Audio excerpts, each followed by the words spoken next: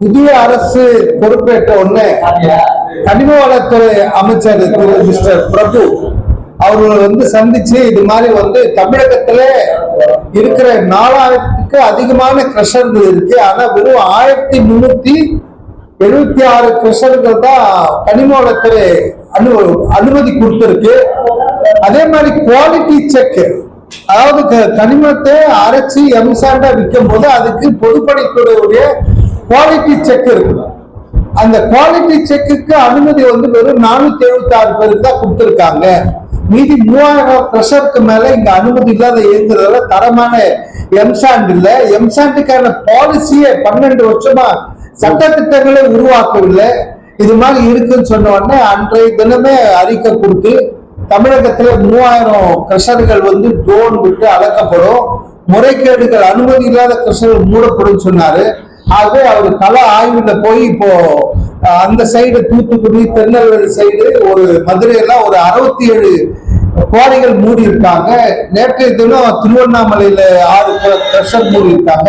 இப்படி ஒரு 80லிருந்து 100 கிரஷர்களும் குவாரிகளும் சீல் வைக்கப்பட்டிருக்கு.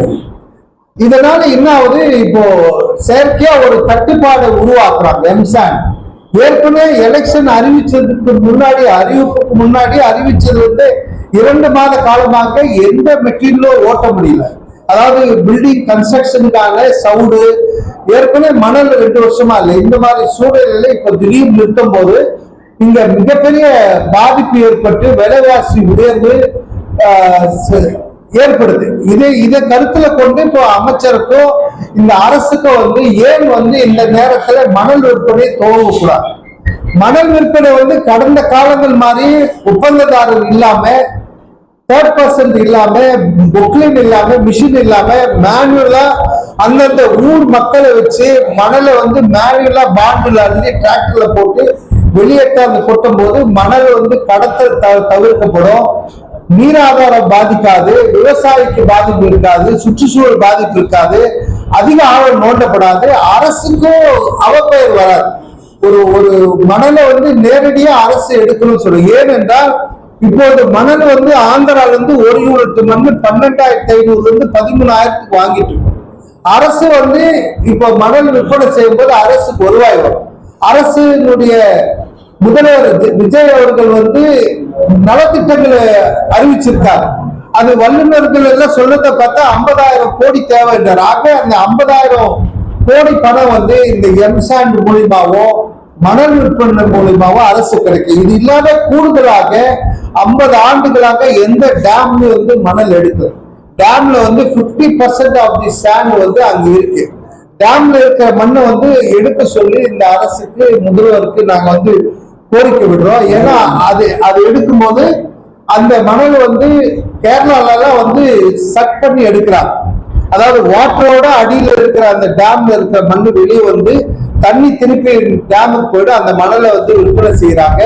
அது மாதிரி இங்க அரசு டிஎன் சாண்டோ இல்ல டேமின் மூலியமாக டேம்ல இருந்து மண் எடுத்தோம்னா அதுல பல ஆயிரம் கோடி ரூபாய் அரசுக்கு வருவார். மணல்ல ஒண்டிதான் நேரடியா அந்த மணல் அப்படியே காஸ்ட் வெறும் லோடிங் செலவு ஒரு 200 ரூபாய் போச்சுன்னா 10,000 ரூபாய் கிட்ட ஒரு லோடுக்கு அரசுக்கு வருவாய் வரும். இந்த நேரத்தில் அது யூஸ் பண்ணலாம். இது இல்லாத இந்த சைடு சிட்டி பக்கத்துல இருக்கக்கூடிய செங்கல்பட்டு, திருவள்ளூர், திருவண்ணாமலை, ராணிப்பேட்டை, வேலூர்லாம் பாலாத்துல எல்லாம் மணல் இல்லை. இந்த மணல் இங்க பற்றாக்குறை ஏற்படுது. ஏன் ஆந்திரால இருந்து வர மண்ணை அரசு தடை செய்யும். ஆந்திரால இருந்து வர மண்ணுனால இங்க இருக்கிற விவசாயிக்கு பாதிப்பு இல்லை, இங்க இருக்கிற நீர் ஆதாரம் கெட போறது, இங்க இருக்க சுற்றுச்சூழல் பாதிப்பு இல்லை. ஏன் அதை நீங்க தடுக்கிறீங்க? நம்மளுடைய கனிமங்களை கேரளாவோ கர்நாடகா கடந்த 20 ஆண்டுகளாக எடுத்துட்டு இருக்காங்க. அந்த அரசு தடை செய்யல. அந்த மாதிரி சூழ்நிலை ஏன் ஆந்திரா மண்ணை நீங்க வர வச்சீங்கன்னா அந்த மண்ணை அரசு ஒரு பசுமை வரியோ இல்ல ஒரு சீலரேஜ் ஃபீஸ் போட்டு பார்டர்ல வர வச்சீங்கன்னா, ராயல்டி வர வச்சீங்கன்னா அரசுக்கு அதுல ராயல்ட்டியும் வரும். அதே நேரத்துல ஒரு 6-7 மாவட்டத்துக்கு மணல் கிடைக்கும். ஏன்னா இங்க ரிவர் இல்லாதனால இப்ப திருச்சியில நீங்க மணல் விட்டு திருச்சியில இருந்து வரும்போது டிரான்ஸ்போர்ட் காஸ்ட் கூட. இது இல்லாம மலேசியா மண் அரசு கடந்த இறக்குமதி பண்ணணும்னு சொல்றோம். ஏன்னா அது இறக்குமதி தனியாருக்கு ஒரு 4 ஒப்பந்ததாரருக்கு அதை நீங்க கொடுத்தீங்கன்னா அந்த மணல் வந்துச்சுன்னா இந்த சிட்டி போர்ட் இருக்கிற பக்கம் தூத்துக்குடி பக்கம் இந்த மணல் வந்து சரி செய்யப்படும். இந்த கனிம கொள்ளை மலைகள் உடைக்கப்படுது, அதுல இப்போ மலைகளை வந்து இப்போ சீல் வச்சு நிறுத்தப்படுது. இதெல்லாம் தடுத்தீங்கன்னா இந்த கட்டுமானத்துக்கான மணல் எம்சாண்ட் தட்டுப்பாடு வராது, விலை உயிர் வராது, அரசுக்கு அவப்பெயர் வராது. ஆக இந்த நேரத்துல அரசு இதை உடனடியா செய்வாங்க. ஏன்னா கடந்த காலங்கள்ல வந்து மணலை வந்து தனியார் கிட்ட கொடுத்து அதனால பல ஆயிரம் கோடி ரூபாய் களவு போய் இடி போன்ற வழக்கெல்லாம் வந்து 6 மாவட்ட ஆட்சியர் டெல்லிக்கு வரவைக்கப்பட்டு மிகப்பெரிய அவப்பெயர் ஏற்பட்டது. இதனால எங்க தொழில் பாதிக்கப்பட்டது. சிலர் தனியார், சிலர் ஒப்பந்ததாரர், சிலர் கான்ட்ராக்ட் பண்ண தவறுனால லாரி சங்கத்துக்கோ லாரி உரிமையாளருக்கோ மணல் கிடைக்கல, அவப்பெயரும் கிடைச்சது.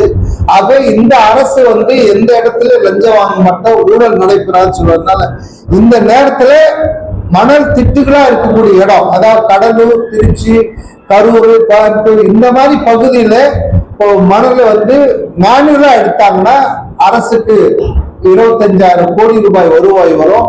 அதே நேரத்துல கனிமங்கள் மலைகள் வெட்டி எடுக்கிறதுல ஈவே பில்ல பயன்படுத்தணும் சொல்றோம். ஈவே பில் வந்து பயன்படுத்தினா எந்த கனிமம் எவ்வளவு எடுக்கிறோமோ அந்த அளவு காசு அரசு கஜானா வரும். தனியார் பில்லு இதை வந்து தடுக்கணும். இதனால வந்து அனுமதி இல்லாத கிரஷர்ல அடைக்கக்கூடியது வந்து அதிகமா அரசு கஜானா வரல. மலைகள் எல்லாம் இன்னைக்கு எங்க போனாலும் எத்தனோ அடி வெட்டிட்டாங்கன்னு இன்னைக்கு தினம் ஒரு செய்தி வந்துட்டே இருக்கு.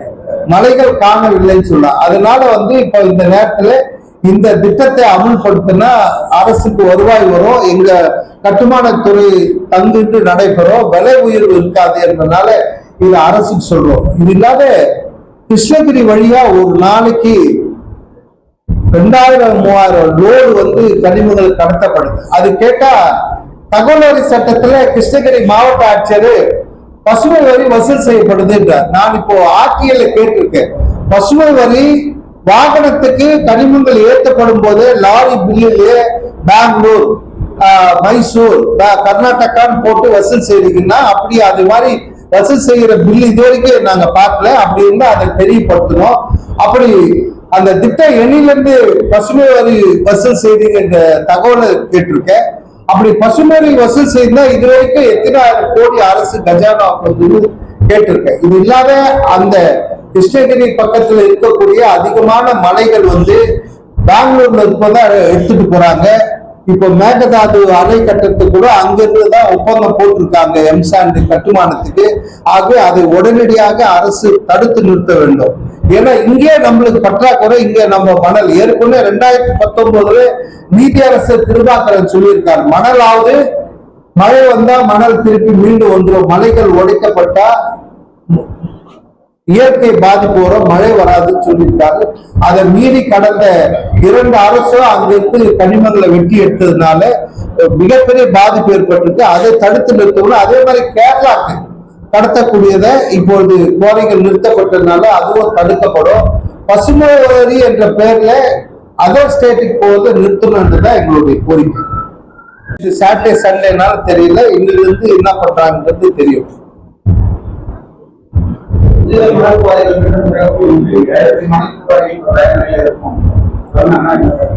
ஏற்கனவே 28 மணல் குவாரிகள் அனுமதி பெற்று இருக்கு. மதுரை நீதிமன்றம் வந்து தனியாரை ஏன் இதுல இன்வால்வ் பண்றீங்க, லோடிங் கான்ட்ராக்டர் எதுக்கு 3ஆம் நபர் இருக்கக்கூடாது சொல்லியிருக்காங்க. ஆகவே இந்த 3ஆம் நபர் இல்லாம அரசு ஏற்கனவே டிஎன் சாண்ட் இருக்கு, அரசு மணல் விநியோகம் இருக்கு, ஆன்லைன்ல புக் பண்ணலாம். அதுல அரசு நேரடியா QR கோடு இருக்கு. இப்ப எல்லாமே ஜிபே எல்லாம் வந்துச்சு. ஈஸியா அரசுக்கு அந்த பணத்தை செலுத்தி மணல் எடுக்க முடியும். நேரடியா அரசு கைகளுக்கு போய் சேரும். இதுல மணல்ல அவப்பெயர் அரசுக்கு வரது 3வது நபருக்கு கொடுத்து லோடர் பிகம்ஸ் அ ட்ரேடர். ஒரு லோடரை உள்ள கூப்பிடு கேட்டா நான் அள்ளி போட முடியுமான்றீங்க, நாங்க பிடபிள்யூடி ஸ்டாஃப் வேலை செய்யணுமான்னு சொல்லி நீங்க ஒரு 3வது நபரை உள்ள கூப்பிடுங்க. அந்த 3வது நபர் தான் he becomes a trader. அவர் விற்கிறதுனால பணம் அவர் கைக்கு போகுது. இதனால ஊழல் நடைபெறுவது, இந்த மணல் நிறுத்தப்பட்டது. ஒரு வாட்டியும் இந்த மாதிரி 2 ஆண்டுக்கு ஒரு முறை மத்திய அரசு தலையிட்டு நிறுத்தும் போது எங்க இதை நம்பி இருக்கக்கூடிய ஒரு 55,000 லாரிகள், அதை சார்ந்த லட்சக்கணக்கான தொழிலாளர்கள், ஓட்டுநர்கள், அதே மாதிரி கட்டிடத்துக்கு தரமான மணல். இப்போ சட்டத்திட்டங்களை உருவாக்கணும்னா கனிமங்களை வெட்டி எடுக்கிறவங்களுடைய நிலைமை என்ன? அரைக்கிறவங்க முறையா அரைக்கணும், சரியா அரைக்கலைன்னா அவங்களை யார் சட்டத்திட்டம் யார் தடுக்குது? ஒரு காவல் நிலையம் இருக்குன்னா அங்க சட்டத்திட்டம் இருப்பதான் அவரு திருடுறாருன்னா அவருக்கு இந்த தண்டனை, இந்த வழக்கு, இத்தனை ஆண்டு சிறை, இவ்வளவு ஃபைன் இருக்குது. எம்சாண்ட் உருவாக்கி 12 ஆண்டுகளாவது இது வரைக்கும் சட்டத்திட்டம் உருவாக்கல. சட்டத்திட்டத்தை உருவாக்காத 2 செக்ரட்டரி, பொதுப்பணித்துறை செயலாளர், நீர்வள செயலாளர் மீது கோட்டை காவல் நிலையத்துல வழக்கு பதிவு பண்ண சொல்லி கொடுத்து புகார் மனு கொடுத்து வழக்கு பதிவு பண்ணாத இப்போ MM கோர்ட்டு, ஈவினிங் பஜார் MM கோர்ட்ல கேஸ் நடந்துட்டு இருக்குது. மிக விரைவில் அந்த அதிகாரி மீது தன் கடமை செய்ய தவறாங்க, பல உயிரிழப்பு காரணமா இருக்காங்க, பொது சொத்துக்கு பங்கம் விளையாட்டாங்க, வழக்கு பதிவு செய்து நடவடிக்கை எடுக்கப்படும் என்ற நம்பிக்கையோடு இருக்கும். 3 நாள் வரல, ஃபீல்டுக்கே போயிட்டார். அந்த மாதிரி நடவடிக்கை இதைதான் நாங்க தொடர்ந்து சொல்லிட்டு இருக்கோம். நாங்க ஒண்டி இல்லை, ஒரு மலைகள் பல 200-300 அடி ஆழம் போயிருக்குன்னா ஏதாவது விபத்து வந்ததா உங்களுக்கு நீங்களே அங்க போக முடியும். நாங்க கூட போக முடியாது. அங்க போனோம்னா காவல்துறை அனுமதி கேட்டா கூட SP கொடுக்க மாட்டார். அந்த மாதிரி இடத்துக்கு இன்னைக்கு அமைச்சர் போய் பார்வையிட்டு ஒரு 80-100 குவாரிகளை சீல் வைத்திருக்காருன்னா அப்போ என்ன நடக்குது? அப்போ தொடர்ந்து 10-20 ஆண்டுகளாக மலைகள் உழைப்பதில் முறைகேடு. எந்த மலை நீங்க விபத்து நடந்தா போனாலும் அனுமதி இல்லாத இருக்கு. ஏன் அரசு இது வரைக்கும் மலை குவாரிகளை ஏன் கடந்த ஒரு 10-20-15 ஆண்டுக்கு முன்ன மலைகள் அரசு கிட்ட இருந்தது.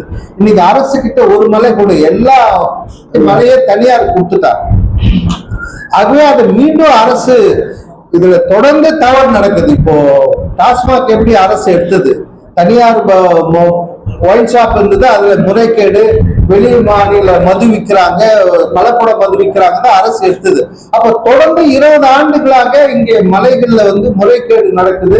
எப்ப கேட்டாலும் 2000 அடி 200 கோடி ரூபாய் அபராதம் சொல்லிட்டே இருக்கீங்க. எந்த மலை போனாலும் இன்னைக்கு அமைச்சர் ஒரு 2 நாள்ல 100 கோரை மூடுறாருன்னா அப்போ இன்னும் எவ்வளவு கோரைகள் தமிழ்நாடு முழுக்கும் தவறு நடக்கும். ஆகவே அரசு அதை பத்தியும் அரசு டேமின் மூலியமா அரசு ஒரு திட்டத்தை வகுக்கணும்.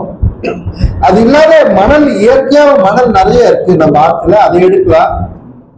டேம்ல இருந்து மண் எடுக்கலாம், மலேசியா மண்ணை வர வைக்கலாம், அதர் மாநிலத்திலிருந்து மண் எடுத்துட்டு வராங்க, அதிகம் இருக்கு, அதை கொடுக்கலாம். ஏற்கனவே 2022 டேம்ல இருந்து மண் எடுக்க ஒரு தூர்வார சொல்லி ஜீவோவா போட்டிருக்காங்க. இதெல்லாம் அந்த தனியாருங்க தடுத்துட்டு இருந்தாங்க. இப்ப எந்த தனியாருடைய தலையீடும் இல்லை. அரசு நேரடியாக டேம்ல எல்லாம் இருக்கிற மண் எடுத்தா அங்க நீர் தேக்கம் நிறைய இருக்கும். வெள்ள நேரத்துல இந்த மலையில கடல்ல கலக்காது, சேவ் பண்ணலாம். மணல் சுத்தமாவும் இருக்கும். ஏன் கேரளால இருந்து இப்ப கோயம்புத்தூர், திருப்பூர்ல அந்த மண்ணு தான் வருது, டேம் மண்ணு தான் வருது. ஏன் அதை வரவேற்கலான்றது அரசுக்கு இதன் மூலியம் நாங்க லாரி உரிமையாளர் சங்க சார்பாக அரசுக்கு கருத்து சொல்றோம். அரசு இதை பண்ணா அவங்களுக்கு வருவாய் கிடைக்கும்ன்றதுதான் எங்களுடைய கோரிக்கை.